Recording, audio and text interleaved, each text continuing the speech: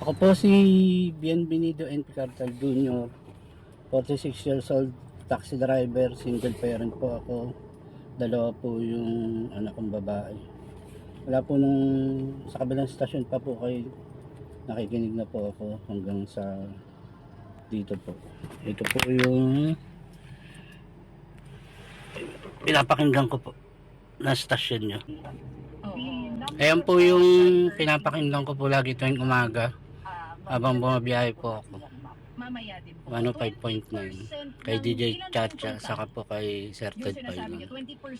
Ano po kung po mapili nyo para po makatulong sa panggas namin pang-araw dahil napakahirap po talaga ng biyahe ngayon. Maraming salamat po. God bless po. More power. Ay, oh, kita mo naman. Eto, nakausapin natin siya. Tatanggap po ng 2,000 piso galing kay Happy Classmate, si Tatay Bienvenido Picardal ng Valenzuela. Taxi driver since 2004. Dalawa po ang anak, isang single parent. Tatay Bienvenido, good morning. Magandang umaga po. Magandang umaga. Tay, nasan ka na ngayon? Nandito po ako sa Makati. Bumabiyahe po. Oo, so safe ka naman ba? Teka, baka gusto mo munang huminto. Nag-uusap po tayo?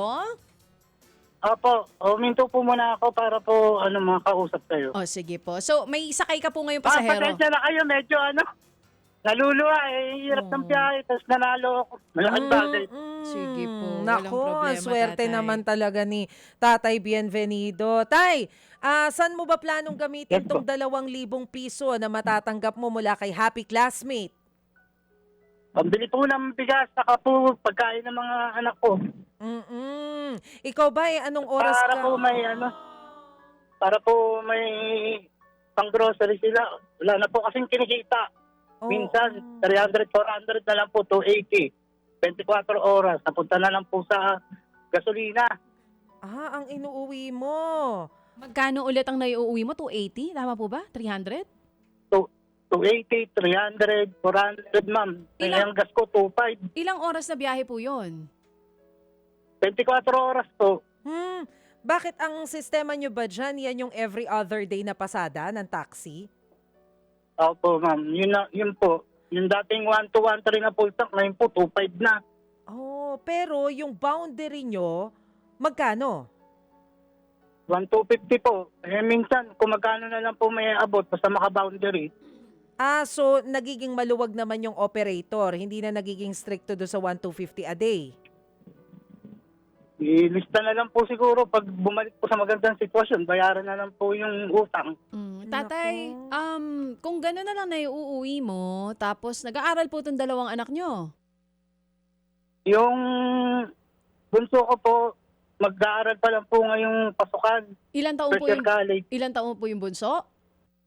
18 po. First year college. Tapos yung panganay, may trabaho na po?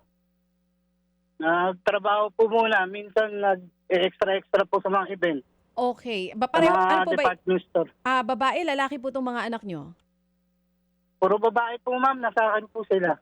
Nasaan po si nanay? Sumakabilang. Mahirap po sabihin. Oo, sumakabilang bahay. So kayo po mag-isa ang nagtataguyod. Gano'n na po kayo katagal na single parent?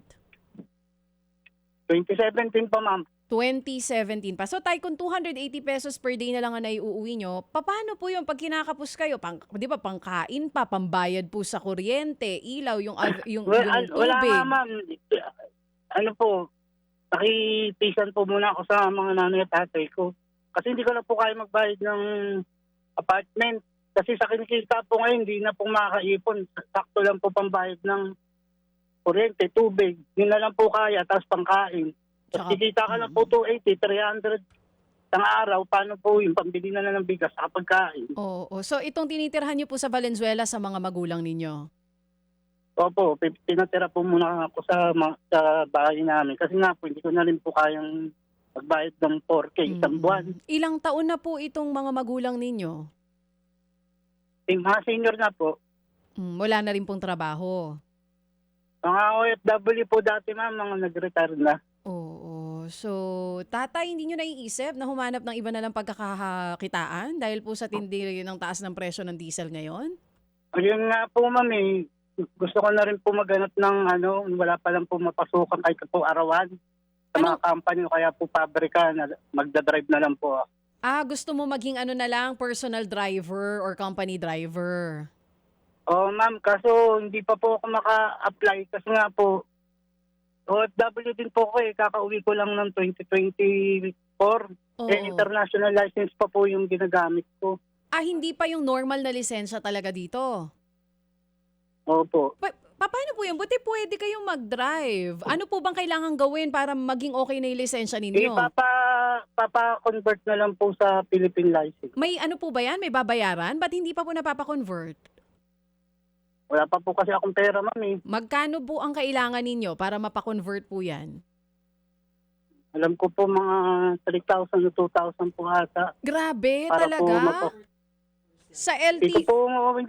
Hindi ko pa po kabisado, ma'am, kung magkano po ang bayarin ngayon sige. Ganito, patutulungan ka namin dito sa kasama po namin dito para kontakin nila yung LTO para maayos na po yan. Hindi kayo magkaroon ng problema kasi hindi namin sigurado kung pwede kayo magmaneho ng international Yun driver's nga. license ang gamit. Mm-mm. So, si Dimpy po dito will make sure na i-coordinate po kayo, bigyan kayo ng contact person sa LTO nang ma-check natin magkano yung kailangan bayaran kasi hopefully naman sa hirap ng buhay ngayon, hindi naman sana 3,000 piso po ang babayaran ninyo, no tatay? Hindi ko pa po kasi alam kung magkano na po eh. Oo, so doon nyo sana gagastusin yung ibibigay sa inyo na 2,000 piso. Hindi po, pambili pa rin po ng bigas sa pagkain. Uunahin mo Siyempre, na priority niya yung pangkain. Sige po, Oo. papatulungan po namin kayo. Kontak kami sa LTO, tatay ha, kung paano po yung pwedeng gawin para po may ayos po yung license ninyo. Pero kung sakali, ano pa pong ibang trabaho sana ang gusto nyong pasukan? Kahit ano po, ma'am, basta po makapagtrabaho po na kumita po kahit minimum lang muna para po makaon-on sa hirap po ng sitwasyon na yun. Okay, sige po. Tignan natin, ano? Tay, Oo. bakit ba umuwi ka dito sa Pilipinas? Nandun ka na pala, OFW ka na.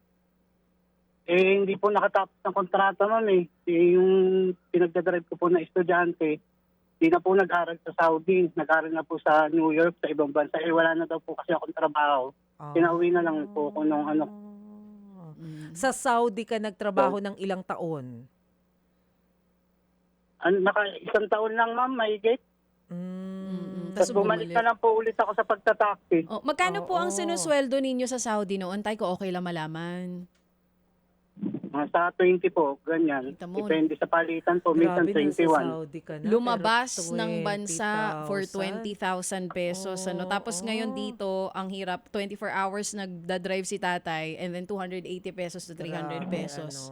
ano. Sa ngayon po ba may sakay kayo, tay? Wala po, ma'am. Gumilid po ako eh. Oo. Sige tay, magtatanong kami sa LTO kung anong pwedeng gawin dito, kung magkano po talaga yung fees na dapat bayaran para matulungan po kayo. Pero ang sure, yung 2,000 piso po, ipapadala namin sa inyo. Pakatatay, pwede lang kami makahingi ng mga pruweba at kung ano-ano pa po na pictures, videos. Dito po sana ikwento ninyo. Pero ang sure, today, tatanggapin nyo po yung 2,000 para po dun sa pambili po ninyo ng bigas at pangkain ninyo ngayong araw.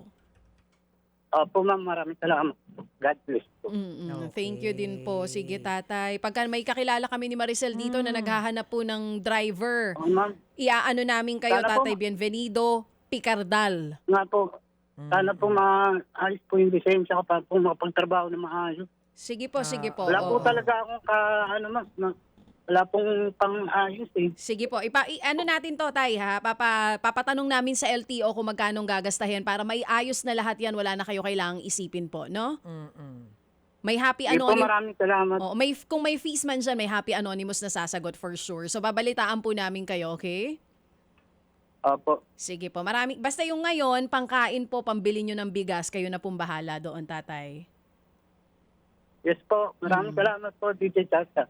Mga kapatid, para sa iba pang mga balita at impormasyon, sundan niyo po kami sa X, Instagram, Facebook at syempre sa TikTok, True Network PH. Mag-subscribe din po kayo sa aming YouTube channel, True Network. May website din po tayo, truenetwork.ph. At pwede nyo rin po kaming mapanood sa Channel 19 ng aming True FM TV. Lagi pa rin makinig sa radyo dito po sa 105.9 True FM dahil dito, laging true sa'yo, kapatid. Dito tayo sa